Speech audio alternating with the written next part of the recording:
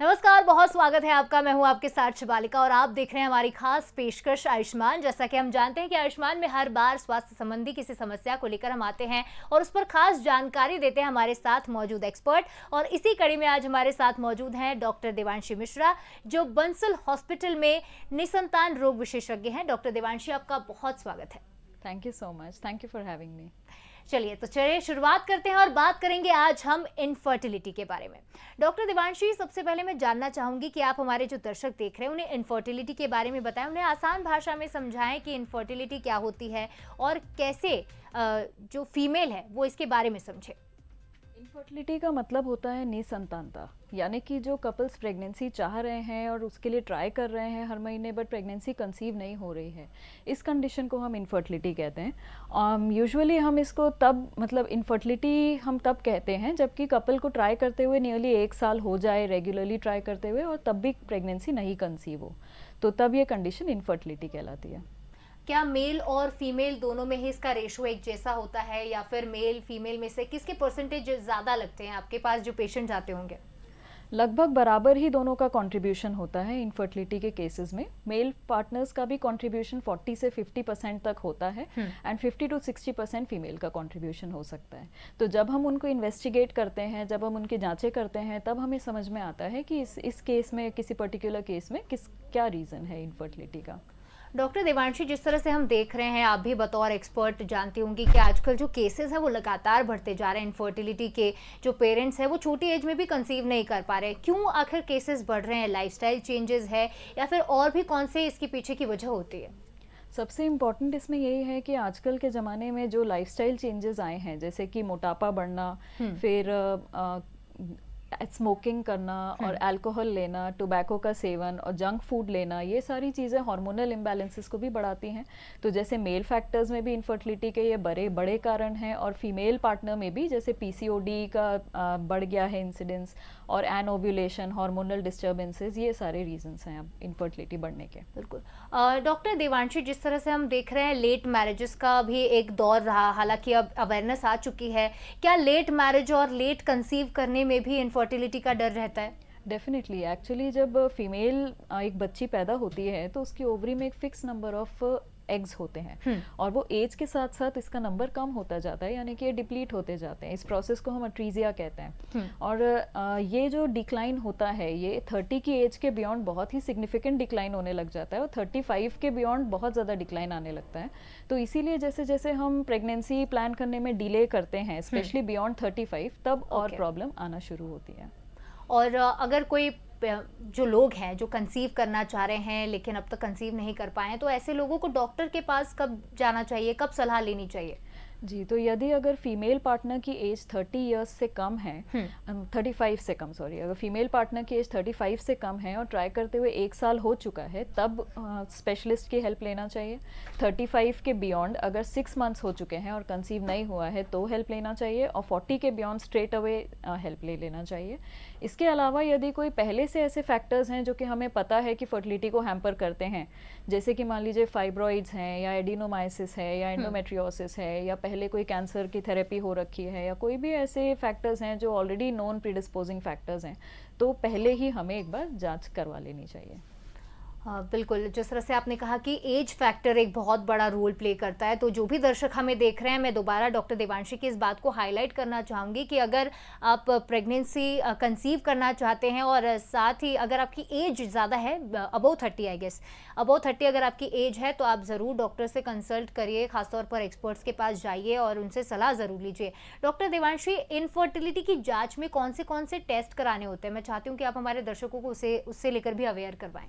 जी, सबसे पहले तो जब भी इनफर्टिलिटी के इवैल्यूएशन के लिए पेशेंट आते हैं तो उनको हमेशा एज अ कपल आना चाहिए, मतलब मेल और फीमेल पार्टनर दोनों को हमेशा आना चाहिए, क्योंकि इसमें हमको उनकी डिटेल हिस्ट्री लेनी होती है, कॉन्ट्रासेप्शन के बारे में, सेक्सुअल हिस्ट्री एक बार पूरी समझनी होती है, मेंस्ट्रुअल हिस्ट्री पूरी पहले हम जानते हैं उनकी, और फिर उसके बाद इवैल्यूएशन में जो हम टेस्ट करते हैं, इसमें एक फीमेल पार्टनर का सोनोग्राफी करते हैं जो कि अंदरूनी सोनोग्राफी होती है, ट्रांसवेजाइनल सोनोग्राफी कहलाती है ये।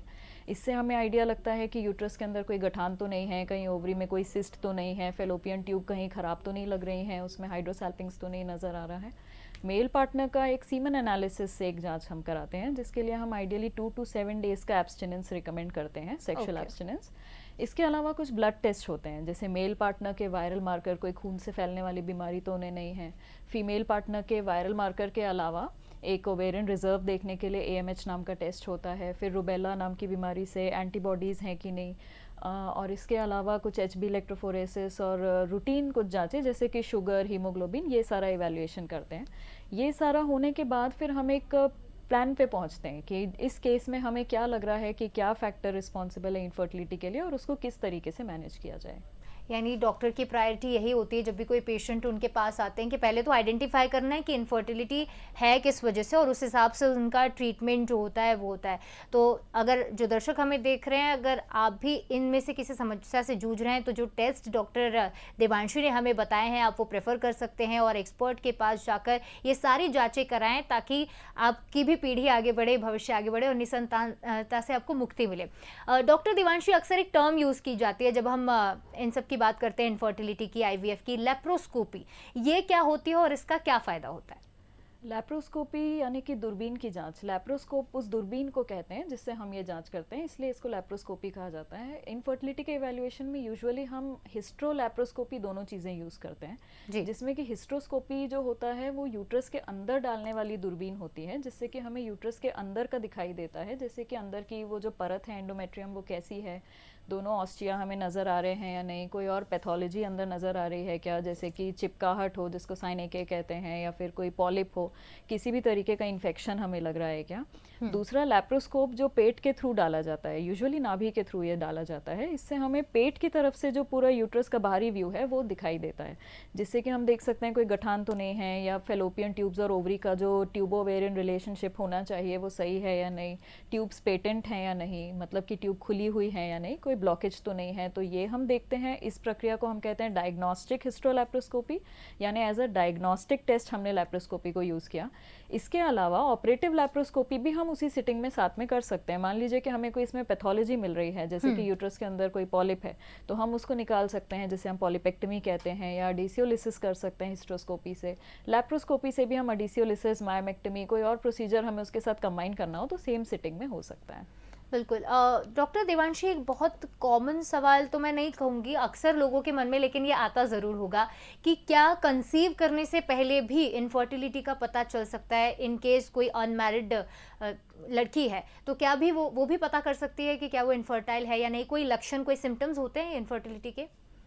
हाँ, जनरली ऐसा यूजुअली लोग तभी पता करना पसंद करते हैं जब वो प्रेगनेंसी प्लान कर रहे हो, बट इन केस कोई इंटरेस्टेड है तो ये जान सकते हैं आप कि आपका AMH क्या है, कि जैसे आपका ओवेरियन रिजर्व कितना है। कई बार क्या होता है कि कम उम्र में भी ओवेरियन रिजर्व कम होने लग जाता है और लोगों को बहुत लेट जाके पता चलता है, फिर उन्हें लगता है कि मुझे पहले ही पता होता तो शायद मैं कुछ अलग प्लान करती। तो इसके लिए एक तो AMH नाम का टेस्ट करा सकते हैं। दूसरा, यदि आपके पीरियड्स इरेगुलर आते हैं तो पीरियड्स इरेगुलर आना ही अपने आप में एक एबनॉर्मल चीज़ है, तो उसको ज़रूर इवैल्यूएट करा लेना चाहिए। हो सकता है एग ठीक नहीं बन रहा हो, PCOD हो, या कोई और प्रॉब्लम हो, अंडरलाइंग हार्मोनल इम्बैलेंसेस हों, जिसके लिए ट्रीटमेंट इंडिकेटेड है। डॉक्टर देवांशी, इनफर्टिलिटी के बारे में तो हमने चर्चा कर ली, लेकिन एक बार इनफर्टिलिटी के लिए इलाज क्या क्या अवेलेबल हैं वो भी मैं आपसे जानना चाहूँगी। जी, इनफर्टिलिटी के लिए कई तरीके का इलाज अवेलेबल होता है।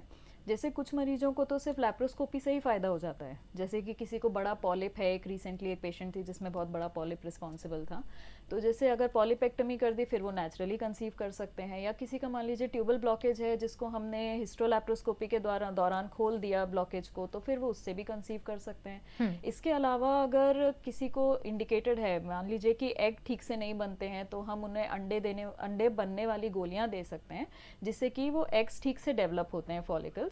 तो ये यूजुअली उनमें जिनमें कि पीरियड्स डिले होके आते हैं, PCOD है या इरेगुलर पीरियड्स आते हैं, इसको हम ओव्यूलेशन इंडक्शन कहते हैं। एक ये थेरेपी होती है। दूसरा फिर IUI नाम का एक प्रोसीजर होता है, जो कि एक माइनर OPD बेस्ड प्रोसीजर होता है, जिसमें कि माइल्ड एंडोमेट्रियोसिस है किसी को, या किसी को अगर एनओव्यूलेशन की प्रॉब्लम है या अनएक्सप्लेन्ड इनफर्टिलिटी है जिसमें कारण और कोई समझ नहीं आ रहा है, तो ये एक माइनर प्रोसीजर है जो 10 to 15% तक प्रेगनेंसी रेट पर साइकिल दे सकता है। तो इसमें हम अंडे बनने के लिए गोलियां खिलाते हैं फीमेल पार्टनर को, और फिर जब वो फॉलिकल ऑप्टिमम साइज का हो जाता है तो एक ट्रिगर के इंजेक्शन से उसको रप्चर करा के फिर 36 आवर्स के बाद जो सीमन सैंपल होता है उसको हम सेंट्रीफ्यूज करके अच्छे वाले स्पर्म्स को बेसिकली सिलेक्ट करके उनके यूट्रस के अंदर प्लेस कर देते हैं। फिर 15-20 मिनट रेस्ट करके वो घर जा सकती हैं। तो एक छोटा ओपीडी बेस्ड प्रोसीजर है, आईयूआई जिसे हम कहते हैं। फिर इसके अलावा आईवीएफ नाम का एक प्रोसीजर होता है जो कि थोड़ा बड़ा प्रोसीजर है। इसमें हम इंजेक्शंस के द्वारा कई सारे फॉलिकल्स ग्रो कराते हैं, जितने एग्स हो सकें हम उतने ग्रो कराने की कोशिश करते हैं। फिर उनको हम बेहोशी देकर रिट्रीव कर लेते हैं बाहर। फिर लैब में हम उसको स्पर्म का सैंपल लेके मतलब स्पर्म्स को उसके अंदर फर्टिलाइज करवा के बच्चे को हम बाहर बनाते हैं, जिसे टेस्ट ट्यूब बेबी कहते हैं। फिर वो जो एम्ब्रियो बन गया है उसके डे 3 या डे 5 एम्ब्रियो को हम यूट्रस के अंदर प्लेस करते हैं, जिसे हम आईवीएफ कहते हैं। इसके अलावा मान लीजिए किसी मेल पार्टनर को एज़ोस्पर्मिया की प्रॉब्लम है, एज़ोस्पर्मिया यानी कि स्पर्म्स नील हैं, नहीं बनते हैं, तो उनमें पहले हमें इवैल्यूएट करना होता है कि उसका कारण क्या है। कहीं हार्मोन्स की कमी की वजह से तो नहीं है। अगर हार्मोन्स की कमी की वजह से है तो फिर हम हार्मोनल थेरेपी देके उसको इंड्यूस कर सकते हैं, फिर बनने लगते हैं स्पर्म। यदि वो रीज़न नहीं है तो फिर हमारे पास सर्जिकल स्पर्म रिट्रीवल नाम का भी एक ऑप्शन होता है, जिसमें कि हम एक नीडल के थ्रू टेस्टिस में से स्पर्म्स निकाल लेते हैं। अदरवाइज चीरा लगा के भी निकालने का प्रोविजन होता है। इसे टीसा, पीसा, एमटी से इस तरीके से हम कहते हैं इन प्रोसीजर्स को। यानी मेडिकल साइंस में कई तरह के इलाज अवेलेबल हैं दोनों की ही इनफर्टिलिटी के लिए, चाहे वो महिलाएं हों चाहे वो पुरुष हों। आईवीएफ का आपने जिक्र किया, इन विट्रो फर्टिलाइजेशन बहुत ही पॉपुलर टर्म है। जब भी इनफर्टिलिटी की बात आती है तो आईवीएफ सबसे ज़्यादा यूज़ किया जाने वाला टर्म है। इसको आसान भाषा में तो आपने बहुत अच्छे से समझा दिया। मैं जानना चाहूँगी कि आईवीएफ से पहले भी कोई ट्रीटमेंट्स होते होंगे, उनके बॉडी का चेकअप होता होगा या फिर कोई और भी इलाज होते होंगे, उसके बारे में बताइएगा। जी, आईवीएफ के पहले एक इवैल्यूएशन बेसिकली लगता है, जिसमें कि हम मेल पार्टनर का सीमन सैंपल देखते हैं कि स्पर्म्स की क्या क्वालिटी है, स्पर्म्स हैं भी कि नहीं है, और हेल्दी स्पर्म्स हैं या नहीं। फिर वायरल मार्कर्स, तो जैसा कि मैंने बताया वायरल मार्कर्स जरूर कराते हैं हम सबके। और फीमेल पार्टनर का हम ओवेरियन रिजर्व देखते हैं, उनकी एज देखते हैं। फिर एग्स हमें एएफसी एंट्रल फॉलिक्यूलर काउंट देखते हैं। और apart from the hormonal investigation ये चीज़ें भी हम ज़रूर देखते हैं। इससे हमें ड्रग के मतलब क्या डोज में हमें इंजेक्शन देना है वो भी डिसाइड होता है। तो प्री ट्रीटमेंट इवैल्यूएशन में हम ये चीज़ें देखते हैं, अपार्ट फ्रॉम हिस्ट्री कि इनका पहले कभी इलाज हुआ है क्या, तो पहले के इनके जो इलाज था उसमें कैसा इनका आउटकम रहा था, उसके अकॉर्डिंग हमें इस बार क्या टेलर करना है उनके लिए, ये डिसाइड करते हैं। डॉक्टर देवांशी, आपने कई केसेस देखे होंगे, लंबे समय से आप इस फील्ड में काम कर रही हैं, स्पेशली स्पेशलाइजेशन आपका है इस फील्ड में। मैं ये जानना चाहूँगी कि सक्सेस रेट आईवीएफ का कितना है, और अगर वो सक्सेसफुल नहीं हो पाता है तो उसके पीछे क्या क्या वजह आपने देखी अब तक? आईवीएफ का देखिए सक्सेस रेट जो है ये हर केस का वेरिएबल होता है। ये 10% से लेके 60% तक वेरी कर सकता है। इसमें सबसे इम्पॉर्टेंट फैक्टर होता है फीमेल पार्टनर की एज क्या है, क्योंकि एग की क्वालिटी डिक्लाइन होती है एज के साथ साथ, फिर एम्ब्रियो की भी क्वालिटी अफेक्ट होती है, और इम्प्लांटेशन का भी रेट अफेक्ट होता है। तो इसलिए फीमेल पार्टनर की एज सबसे इम्पॉर्टेंट क्राइटेरिया है। 35 से कम की उम्र में even up to 60% success rate IVF दे सकता है। 40 के बियॉन्ड यूजुअली 10% के आसपास सक्सेस रेट है अगर खुद के एग्स यूज़ करते हैं तो। और यूजुअली अगर जिनके बार बार आईवीएफ फेल होते हैं या रिकरेंट इम्प्लांटेशन फेलियर जिसे कहते हैं, उसके जो मेन कारण होते हैं वो ये होते हैं कि जैसे मान लीजिए किसी को जेनाइटल टीबी रहा हो, जिससे कि एंडोमेट्रियम बहुत ही ख़राब हो गई है, तो वो ठीक से एंडोमेट्रियम ही ग्रो नहीं कर पाती है, तो बच्चा वहाँ जाके इम्प्लांट नहीं हो पाता ठीक से, इसलिए प्रेगनेंसी नहीं आ पाती। कई बार अनएक्सप्लेन्ड भी होता है, बहुत सारे केसेस में हमें कारण नहीं भी पता होता है, एवरीथिंग लुक्स फाइन लेकिन तब भी नहीं रिजल्ट आ पाता है कई बारी। इसके अलावा रीजंस होते हैं एग की पुअर क्वालिटी होना, स्पर्म की पुअर क्वालिटी होना, फिर तीसरा लैब की कल्चर कंडीशंस। इसीलिए बहुत इंपॉर्टेंट है कि जब भी आप अपना आईवीएफ सेंटर चूज करें, हमेशा ये देखें कि कौन से आईवीएफ सेंटर का लैब अच्छा है, लैब वेल मेंटेन्ड है, लैब के की परफॉर्मेंस इंडिकेटर्स होते हैं, लैब का रेगुलर ऑडिट होता है और उसका मेंटेनेंस होना बहुत ज़रूरी होता है। फिर जो उसमें एम्ब्रियोलॉजिस्ट काम कर रहे हैं उनका क्या एक्सपीरियंस है, क्योंकि एम्ब्रियोलॉजिस्ट जितना अच्छा गैमेट्स का हैंडलिंग करेंगे उतना अच्छा हमें सक्सेस रेट मिलता है आईवीएफ में। तो जो दर्शक हमें सुन रहे हैं, एक बार फिर से हम याद दिला देते हैं कि अगर आप भी इन समस्याओं से जूझ रहे हैं तो आपके लिए एक सबसे बड़ा रास्ता खुला है, वो है बंसल हॉस्पिटल, क्योंकि वहाँ पर कई सारे एक्सपर्ट डॉक्टर्स हमारे साथ मौजूद हैं और उन्हीं में से एक डॉक्टर देवांशी इस वक्त हमारे साथ स्टूडियो में है और उनसे ही हम चर्चा कर रहे हैं। डॉक्टर देवांशी, मैं आपसे जानना चाहूँगी कि IVF सक्सेस रेट के बारे में तो हमने बात कर ली, जिस तरह हम फिल्मों में अक्सर देखते हैं इसे बहुत ही अलग तरीके से पोर्ट्रे किया जाता है। आप जिससे फिल्मों में देखते हैं वो और रियलिटी में कितना फ़र्क होता है? फिल्मों में यूजुअली कई बार ऐसा दिखा देते हैं कि जैसे किसी के गैमेट्स लिए और किसी और का बेबी मतलब हो गया वो, बट जनरली ऐसा होता नहीं है। जनरली क्या एक्चुअली ऐसा कभी नहीं होता है, क्योंकि हम लोग गैमेट्स की हैंडलिंग बहुत ही ज़्यादा सोच समझ के करते हैं। बार बार इसकी चेकिंग होती है, 2-3 बार क्रॉस चेक करके किया जाता है। तो जैसे जिसके भी स्पर्म है वो प्रॉपरली लेबल्ड होता है, BH नंबर होता है, मतलब हॉस्पिटल नंबर होता है ID, और जिन भी लेडी के एग्स होते हैं वो प्रॉपरली लेबल किए जाते हैं। 2-3 बार क्रॉस चेक होके ही पूरा प्रोसीजर होता है। ओके। और जो थर्ड पर्सन का इन्वॉल्वमेंट होता है, जिस तरह से हम टेस्ट ट्यूब बेबी के बारे में भी बात कर रहे थे, थर्ड पर्सन का इन्वॉल्वमेंट कब होता है? जब फीमेल में कोई कमी होती है तब, या मतलब कौन सा केस और सिनेरियो होता है ये? थर्ड पर्सन यानी कि डोनर और सिरोगेट, 2 किस्म से थर्ड पर्सन इन्वॉल्व हो सकते हैं इस प्रोसीजर में। तो जब हम डोनर की बात करते हैं तो डोनर हो सकता है मेल डोनर और फीमेल डोनर। तो फीमेल डोनर यानी कि वो लेडीज होती हैं जो कि ART एक्ट के अकॉर्डिंग हर चीज़ डिफाइंड है आजकल। तो उसमें उनकी भी जैसे एज डिफाइंड है, उनको कोई डिजीज नहीं होगी ये डिफाइंड है, उनका खुद का एक बच्चा है ये सारा डिफाइंड है, उनकी आइडेंटिटी नहीं बताई जाती है और वो परफेक्टली हेल्दी फीमेल्स होती हैं जो वॉलंटियर करती हैं एग डोनेशन के लिए। तो फिर ये उन कंडीशंस में मेनली ज़रूरी होता है जिसमें कि मान लीजिए उनका जो पेशेंट है उनका खुद का AMH लेवल बहुत ही कम है, खुद के एग्स बनते ही नहीं हैं, या उनके खुद के एग्स बहुत ही ख़राब क्वालिटी के बनते हैं जिससे कि बार बार इम्प्लांटेशन फेलियर हो रहा है या पूरे एन्यूप्लॉइड एम्ब्रियोज आ रहे हैं। ऐसे केसेस में, या जैसे मान लीजिए उनकी कीमोथेरेपी रेडियोथेरेपी हुई है तो अब उनका मतलब बेसिकली ओवेरियन रिजर्व बचा ही नहीं, ऐसे लोगों के लिए ये एक ऑप्शन होता है जिसमें कि हम डोनर के एग लेते हैं, फिर उनके हस्बैंड के स्पर्म के साथ मिला के बेबी बना के फिर उनके अंदर रखते हैं। तो जन्म देने वाली माँ वही होती हैं। और ऐसे इसमें जैसे कि जिसमें हमने स्पर्म के डोनर लिए वो इन केसेस में चाहिए होते हैं, जैसे कि मान लीजिए कोई एज़ोस्पर्मिया के पेशेंट हैं, यानी कि उनके खुद के स्पर्म्स नहीं बनते हैं, प्लस वो सर्जिकल स्पर्म रिट्रीवल भी करा के देख लिया, उसमें भी हमें स्पर्म्स नहीं मिले, या वो सर्जिकल स्पर्म रिट्रीवल नहीं कराना चाहते, या मान लीजिए कोई ऐसी बीमारियां हैं जो उनके Y क्रोमोसोम के थ्रू चल रही हैं, तो ऐसे केसेस में डोनर स्पर्म का एक ऑप्शन होता है। तो इसके अलावा फिर एक तीसरा थर्ड पार्टी इन्वॉल्व होता है सिरोगेसी में। सिरोगेसी यानी कि एक ऐसा प्रोसीजर है सिरोगेसी जिसमें कि फीमेल जो पेशेंट है वो खुद प्रेगनेंसी कैरी करने के लिए एबल नहीं है, she is not able to carry the pregnancy due to various reasons, जैसे कि उनका एब्सोल्यूट यूट्राइन फैक्टर है, मान लीजिए कि यूट्रस है ही नहीं, तो ऐसे कुछ जन्मजात विकृतियां मतलब होती हैं जिनमें कि यूट्रस ही नहीं होता है या फिर वो बहुत ही एबनॉर्मल होता है, रूडिमेंट्री सा। तो उसमें उन्हें किसी का यूट्रस मतलब चाहिए होता है प्रेगनेंसी कैरी करने के लिए। इसके अलावा मान लीजिए वो फिजिकली इतनी इनकेपेबल हैं, इतनी बीमार हैं वो कि वो कोई भी डिजीज़ हो सकती है जिसकी वजह से मतलब वो प्रेगनेंसी से एक्सरबेट हो सकती है, जैसे हार्ट डिजीज़ है, ग्रेड 4 आइसेनमेंगर, बहुत सारे ऐसे डिजीज़ेस होते हैं जिसमें कि प्रेगनेंसी कॉन्ट्राइंडिकेटेड होती है। तो फिर वो ऐसे लोग फिर सिरोगेसी का ऑप्शन ले सकते हैं। ओके। डॉक्टर देवांशी, हम इनफर्टिलिटी की बात कर रहे हैं तो सबके ख्याल में सिर्फ IVF नाम का ही ट्रीटमेंट आता है। क्या हर किसी को IVF की ज़रूरत है? हर इनफर्टाइल मदर या फिर माफ़ करेगा महिला या पुरुष को IVF की ही ज़रूरत है? नहीं मैम, बिल्कुल भी नहीं। IVF की ज़रूरत सबको नहीं होती है। अधिकतर लोगों को जब हम फर्टाइल पीरियड समझाते हैं या कुछ अंडा बनने की मेडिसिन भी सब्सक्राइब करते हैं प्रिस्क्राइब, तो उससे भी उनका अच्छा रिजल्ट आ जाता है और कुछ लोगों को IUI से अच्छा फ़ायदा मिल जाता है और कुछ को डायग्नोस्टिक हिस्टोलैप्रोस्कोपी या कुछ ऑपरेटिव लैप्रोस्कोपी से फ़ायदा हो जाता है। सबको IVF की ज़रूरत नहीं होती है, बहुत कम पेशेंट्स होते हैं जिनको IVF रिक्वायर्ड होता है।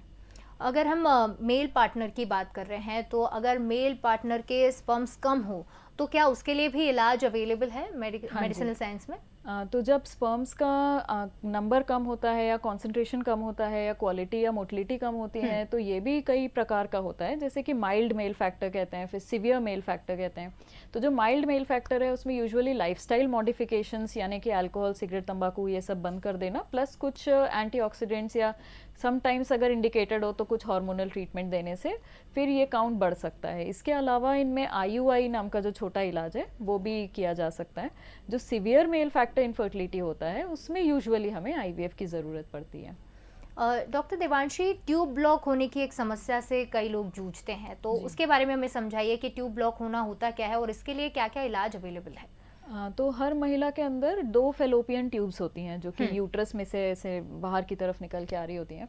तो ये जो फेलोपियन ट्यूब्स होती हैं बेसिकली जब भी ओवरी अंडा बनाती है हर महीने, तो फिर ये फेलोपियन ट्यूब्स ही अंडे को उठा के अपने अंदर लाती हैं और फिर इसी फेलोपियन ट्यूब के अंदर स्पर्म जब पहुंचते हैं तब यहाँ पे एम्ब्रियो बनता है। फिर ये एम्ब्रियो ट्रांसपोर्ट करके ये ट्यूब्स यूट्रस में लाती हैं, तब यूट्रस में ये एम्ब्रियो इम्प्लांट होकर बच्चा बनता है। तो बेसिकली फेलोपियन ट्यूब का बहुत इंपॉर्टेंट रोल होता है क्योंकि फेलोपियन ट्यूब में ही एम्ब्रियो बनता है और अगर फेलोपियन ट्यूब खराब हो जाए तो फिर एक बहुत इंपॉर्टेंट कॉज है इनफर्टिलिटी का। यूजुअली फेलोपियन ट्यूब खराब होने का कारण होता है इन्फेक्शन। जब बार बार इन्फेक्शन होता है जैसे कि पीआईडी जिसे हम कहते हैं, पेल्विक इन्फ्लेमेटरी डिजीज, यूजुअली जो अनहाइजीनिक कंडीशंस से जैसे मेंस्ट्रुअल हाइजीन ठीक से नहीं मेंटेन करना, पर्सनल हाइजीन ठीक से नहीं मेंटेन करना, इससे असेंडिंग इन्फेक्शंस जा सकते हैं, वेजाइना से असेंड करके यूट्रस में चले जाते हैं, फिर फेलोपियन ट्यूब्स को भी अफेक्ट कर सकते हैं। तो जब बार बार पीआईडी रहता है या जब लंबे समय तक ऐसा इन्फेक्शन चलता है तो उससे ट्यूब्स खराब हो सकती हैं। इसके अलावा जेनाइटल ट्यूबरक्लोसिस की वजह से ट्यूब्स खराब हो सकती हैं, या जैसे कोई पेल्विक सर्जरी हुई हो, तो जब भी आसपास के ऑर्गन्स की कोई सर्जरी हुई हो तो कई बार वहाँ पोस्ट ऑप एडेशंस बन जाते हैं जिसकी वजह से कि ट्यूब किंक हो जाती हैं, तो वो भी एक रीज़न होता है। रेडियोथेरेपी अगर हुई हो तो वो भी एक रीज़न होता है। और इसके अलावा एंडोमेट्रियोसिस नाम की एक बीमारी होती है जिसमें कि पेल्विस के अंदर बहुत सारे एडेशंस बन जाते हैं, तो ये एडेशंस भी ट्यूबो ओवेरियन रिलेशनशिप डिस्टर्ब कर सकते हैं। तो ये सारे कारण होते हैं ट्यूबल इनफर्टिलिटी के। बिल्कुल। और जिस तरह से हम बात कर रहे थे कि इनफर्टाइल फीमेल है और अगर मेल भी है तो इलाज उनका हो सकता है, लेकिन जब इनफर्टाइल फीमेल फर्टाइल हो जाती है, जब वो कंसीव करती है, तो किन बातों का खास तौर पर ख्याल रखना होता है?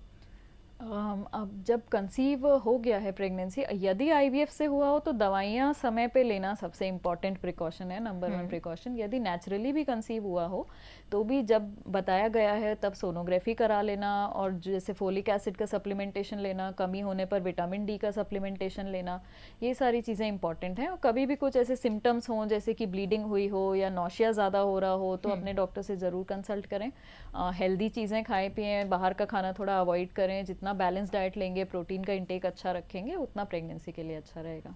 मैं चाहूँगी कि जो दर्शक हमें देख रहे हैं उनके लिए आप बताएं कि अगर वो आने वाले दिनों में कंसीव करने वाले हैं तो क्या प्रिकॉशंस उन्हें रखने चाहिए एक हेल्दी प्रेगनेंसी के लिए, और ख़ासतौर पर नेचुरल तरीके से अगर कोई कंसीव करना चाहता है तो किन बातों का ध्यान रखना चाहिए? सबसे इम्पॉर्टेंट है अपना फर्टाइल पीरियड समझना, क्योंकि अधिकतर कपल्स को इसी को लेके मिसकंसेप्शन रहता है कि फर्टाइल पीरियड किसे कहते हैं। वो भी आप बता दीजिए प्लीज। जी, फर्टाइल पीरियड यानी कि हमारे जो मेंस्ट्रुअल साइकिल होती है उसका वो समय जिस समय प्रेगनेंसी कंसीव करने के लिए बॉडी रेडी होती है। तो फर्टाइल पीरियड बेसिकली लोगों को ये पता होता है कि एग महीने में एक बार रिलीज होता है एक रेगुलर साइकिल में, और ये एग जो है मिड साइकिल में कहीं रिलीज होता है, यानी कि जैसे मान लीजिए 28 दिनों की साइकिल है तो 14th डे पे एग रिलीज होता है। तो लोगों को ये लगता है कि 14th डे से ही फर्टाइल पीरियड शुरू हुआ है, जब एग आ गया है तब से, लेकिन ऐसा नहीं होता है क्योंकि एग सिर्फ एक दिन के ही लिए सर्वाइव करता है, यानी कि 24 घंटे, जबकि स्पर्म्स रिप्रोडक्टिव ट्रैक्ट के अंदर up to 5 to 7 days survive कर सकते हैं। तो इसीलिए फर्टाइल पीरियड एग रिलीज होने वाले दिन के 5 दिन पहले से लेके उसके रिलीज होने वाले के नेक्स्ट दिन तक है। यानी कि जैसे अगर 28 दिन की साइकिल है तो फर्टाइल पीरियड होगा डे 7 से डे 15 तक, तो इस दौरान ऑल्टरनेट डेज ट्राई करना होता है। इसके अलावा अगर कमर्शियल लुब्रिकेंट्स यूज़ करते हैं तो वो अवॉइड कर सकते हैं। प्री सीड नाम का लुब्रिकेंट आता है जो कि फर्टिलिटी के लिए मतलब ठीक है, वो हैम्पर नहीं करता स्पर्म्स को, तो वो यूज़ कर सकते हैं। इसके अलावा यदि 1 साल हो गया है और फीमेल की एज लेस दैन 35 है तो एक बार डॉक्टर से मिल सकते हैं। अगर मोर दैन 35 है तो 6 मंथ्स के बाद मिल सकते हैं। यदि मान लीजिए कि इंटरकोर्स से रिलेटेड कोई इशू आता है तो उसके लिए भी एक बार कंसल्ट कर सकते हैं। और अदरवाइज़ अपना ये स्मोकिंग और अल्कोहल टोबैको ऑफ कोर्स ये सब बंद करना है। जितने फल खाएंगे, जितने मतलब जितनी कलरफुल ईटिंग करेंगे, जो भी हमारे लोकल प्रोड्यूस्ड फल होते हैं वो हमारी बॉडी के लिए बहुत अच्छे होते हैं, तो उसको 3-4 बार दिन में लें। प्रोटीन का इंटेक अच्छा रखें, कुछ रेगुलर एक्सरसाइज भी अपने दिनचर्या में इंक्लूड करें, ये सारी चीज़ें हेल्प करेंगी। खास तौर पर जब हम बात कर रहे थे पीसीओडी पीसीओएस पेशेंट्स की, तो क्या उनके लिए भी इनफर्टिलिटी का इलाज अवेलेबल है, क्योंकि वो वैसे भी इरेगुलर पीरियड से जूझ रहे होते हैं और कई बार वो भी एक रीज़न बन जाता है इनफर्टिलिटी के पीछे। तो क्या आईवीएफ के ज़रिए या किसी भी इनफर्टिलिटी में होने वाले ट्रीटमेंट्स में पीसीओडी पीसीओएस के लिए अवेलेबिलिटी है? हाँ, ऑफ कोर्स पीसीओडी के पेशेंट्स तो उनमें क्या है कि मेन प्रॉब्लम होती है कि एग ठीक से नहीं बनता है।